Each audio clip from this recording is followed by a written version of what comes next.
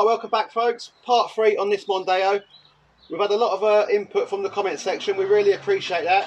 So what we're going to be doing now is making a start and trying to go through systematically where we are, because we don't know, as I said to you before, what people have been playing about with here. We understand several people have had a look at it. We also understand apparently Ford's had a look at it and a key specialist, and they said that there's been a change of the original ECU. So we don't know that. We don't know whether it's been paired up or what. So what we're going to basically do now is, we know where the location of the ECU is. We're going to take the ECU out, have a look at it, look at the connections on it, look at the number on it, because in the worst case scenario, we're under the impression that it's possible to change the ECU, control module for the immobiliser and the immobiliser keyring as well. You can buy them as a kit on eBay and they've got to match up to your existing ECU. So we're just going to have a look in there to try and get the ECU out, have a look at it, see if we can see anything obvious. We're still not too sure about the PCM, the power control module, which I think is over this side of the engine, what connects up to the throttle body. But you may be able to correct me. And also there's an immobiliser box somewhere inside as well, which we can't find a location of that as well, for the patch system as well. So to do that, what we're going to need to do is to take this top strut off plate, and then that, again, that's access to the bracket, which looks like it's already been tampered with, so that it's probably had someone take that out, undo the 10mm screw, and then we've got to go inside the car and obviously withdraw the ECU from inside. So we're going to do that now. We've got these two 13mm bolts that hold the strut bracket to the top of the wing. We have disconnected the battery, by the way, folks, as well.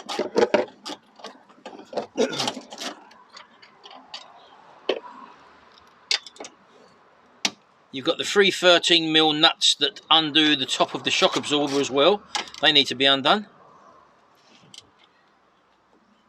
that's a bit much for that little screwdriver. Yeah, don't give me a big tool.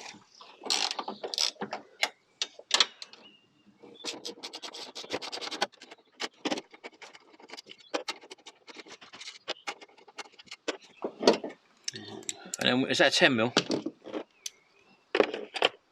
8, isn't it? Is it 8? Is it that one? Or... Good job someone knows what they're doing, isn't it? What? Good job I know what I'm doing. Fucking 10mm. Unbelievable.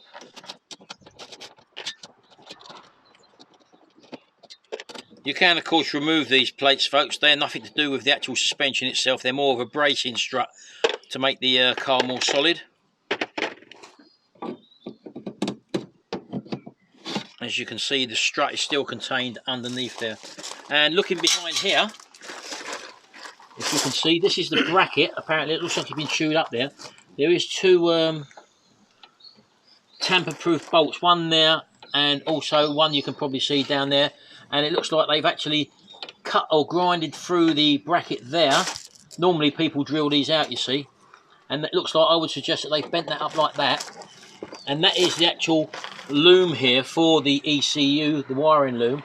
And you need to undo that 10mm bolt there, and then go inside the car and withdraw the ECU from the inside. So we're going to undo that now. Let's just push that right over there. So that 10mm's got to come out. You sure it's a 10? 100%. Apparently this is a second-hand one in here, the car key man. Yeah, apparently that's right. The bloke who did remember this car said that this was the second-hand unit in here. So again, I presume, or we can only presume, that they put the right one in.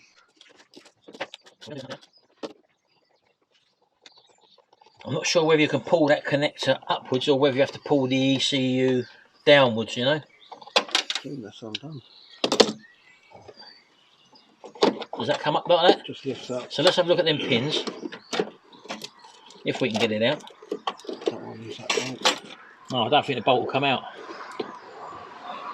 So we're just going to have a look underneath there, folks. Come round here. The two bolts that we're interested in, or two pins, is pin A19 and A53. They go to the ECM, to the module.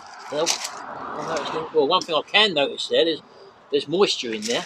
Is there? Yeah, there's sort of wet moisture. Can you see that? Look. Oh, you can, yeah. Look, so is that anything to do with it? If we look at this drawing, what we've got here, the ECU is item E1, which is the engine control unit. E19 is the immobiliser control unit. So E1 there, pins A19 and A53 go directly to E19, which is the immobiliser unit. So that's what we're looking at, pins A19 and A53.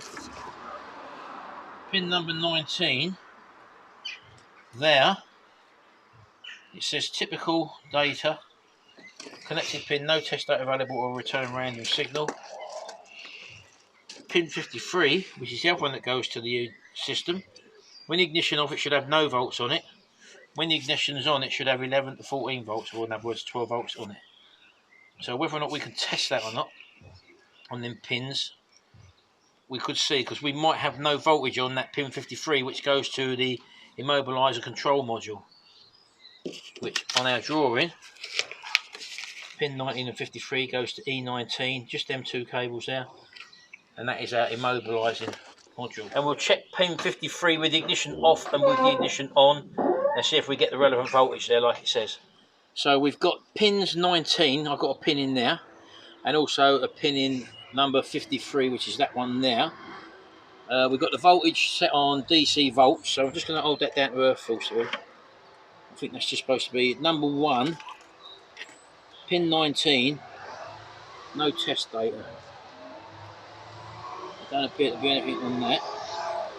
Pin 53, which is this one here, with the ignition off, which it is, there should be nothing on that one as well.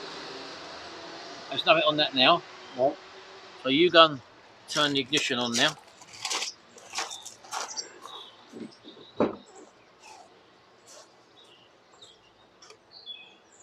Ignition on. Hold that. Yeah. And pin 53, it should say it should have 12 volts there, which it hasn't. It doesn't appear to have. So it seems like there's no signal being put out on pin 53 to the patch system with the ignition on. So one other check we're going to do is fuse number 67, apparently in the glove box, is for the alarm. So we're just going to check that as well, just as a matter of precaution. There is a relay in the engine bay, K163, which is the PCM module relay, just as a matter of, so we know where that is. And also there's 2 fuses, number 40 and 42, which apparently do the engine. I don't think that's the problem, as I say, they're 2 10-amp fuses. So we're going to check this glove box fuse number 67 and just see what that is before we go any further. And that is shown on the key loop circuit, as you can see there. There's the key loop circuit, and it comes down. That's the glove box 7.5 amps glove box alarm fuse, which feeds this E19 module as well. So it looks like it gets its feed. The immobiliser module gets its feed via the key module, and the key can only become energised if this relay here is activated, which comes from pin A27 on the ECM. That needs a feed coming out of it to activate that solenoid, providing that this circuit loop has been correctly activated by the power that comes into E19 first, I imagine. That's my theory. Right, so we've just checked fuse F67 in the glove box. It's the fuse on the top right hand side, and it's a 7.5 amp fuse. That fuse is actually okay. And if you look on the side of the actual glove box itself, you'll get the wiring diagram. You can actually see the location when you pull down the glove box. It's on the outer side. That's where you can get the fuse location from. Right, so we're going to take off this lower dashboard panels now, because we're going to need to withdraw that ECU and have a look in this area. So when we've got that stripped down, we'll come back to you. Right, folks, well, as you can see, I've taken this lower parcel shelf out now, and that's actually revealed in here, just underneath the foot pedal there, by the accelerator pedal there. The big metal bracket at the back, oh, it's plastic actually. This is holding that silver box in, which is our ECU. But we're going to have to take that 10mm nut off there, as you can see down there, and then I'll be able to withdraw it, hopefully downwards, and we'll be able to see it better. So let me do that. Right, so I've had to pull this out of the way, folks, and get hold of this unit, the top unit, and just pull this down, and we've now got this whole unit coming out, as you can see there. Look, you push that clip in there and then that separates like that. So that is our ECU. This looks like the one they've changed, and they said new on there, look.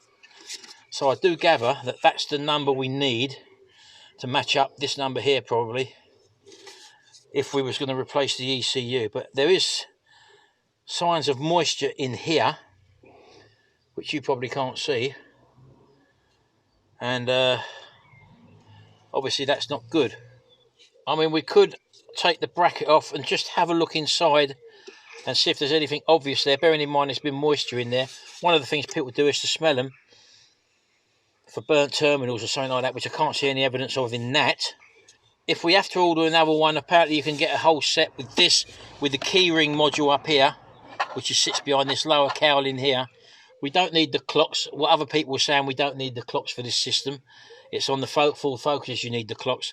So you get the other key thing, you get the new ECM, and there was something else as well. I can't quite remember what it is, but that's apparently what you change. We will take these screws out and have a quick look in here and just see if there's anything obvious. It might be soaking wet in there, we don't know. At least we'll be able to rule that out. But we don't know whether or not this is a brand new one. It doesn't look very new to me. It looks like a replacement.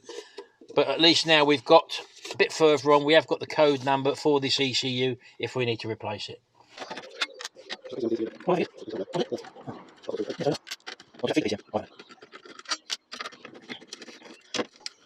So we don't know whether that's relevant at all, folks. We've just noticed on there that it says PCM there. So whether this is the PCM, I thought the PCM and the ECU were two separate things. Now lift that top off. There we go. That's the inside of the ECU there by the looks of it. If you've never seen one before.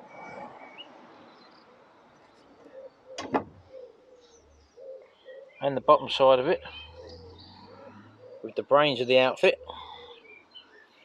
Doesn't appear to be anything obvious there that we can see.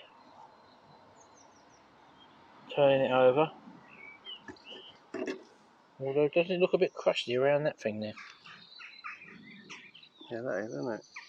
There's something which is very crusty around here, folks. Let's show you. Yeah, we don't actually know what that is. That looks a bit crusty, doesn't it? It's spread a bit over the board, isn't it? Hey?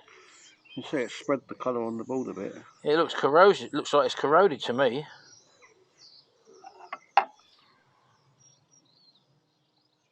So if anyone knows what that is, and could that affect what we're looking for in this ECU, let us know. Because until we find out, we won't know. And we don't know at the moment what that component is, or would it affect what we're looking for in our output of our pin 19 or pin 53. So one other thing we've noticed as well, on the side of the integrated circuit there, we've got that corrosion that appears to bridge a couple of pins there on the end of that ECU integrated circuit. You can't really probably see that, but you see it's in the corner right down there on that white there. So I definitely think there is an issue here, because they said that they had the car and it run for a while and then it packed up again. But when we did touch this, there was sort of water in there. There was residue or dampness or whatever. So it could be another issue with this one being broken down. So it looks like what we're going to have to do is to try and match up the ECUs. There is a set on eBay at the moment for about 54 quid or something. And maybe change that over. It comes complete with the ring, and although it comes with the clocks, I don't think we need the clocks. So that's just something we're going to have to look into, I think. So that's probably as far as we're going to get in this video. We'll have to probably source another ECU. We've checked all we physically can on the units that we found. We still don't know if the immobiliser unit is a separate module, whether that was it bolted on the back of the PCU. Not the PCU, the ECR. Not the ECR, what is it? The ECM? ECU. ECU, sorry. All these blinking abbreviations, I don't know. So we'll get back to you. That definitely doesn't look right to me, so it's not going to probably run with that, I wouldn't have thought. And bearing in mind, if they did change the ECU, which it looks like they have, this doesn't look like the original one that was in there. We know they've been in there because the bracket was bent, so we can anticipate that that is a different ECU. It looks like it could have been running for a bit. Something else might have happened and it stopped running again. Maybe we might have found the problem. I don't know. You'll only find that out when we get the new one and then bring it to you in the video. This is all trial and error to us. I've never worked on these sort of systems before, and all we can do is feel our way through using a bit of common sense, a lot of input from the comment section, which thank you very much for all that, and we hope sometime down the line to get this thing running. And until then, I like this. what? You do the video, I edit it and put it up on my channel. Unbelievable. Happy days. Don't forget, Retro Restore is a channel you want to subscribe to, folks. Check out my videos. And until next time, we see you about.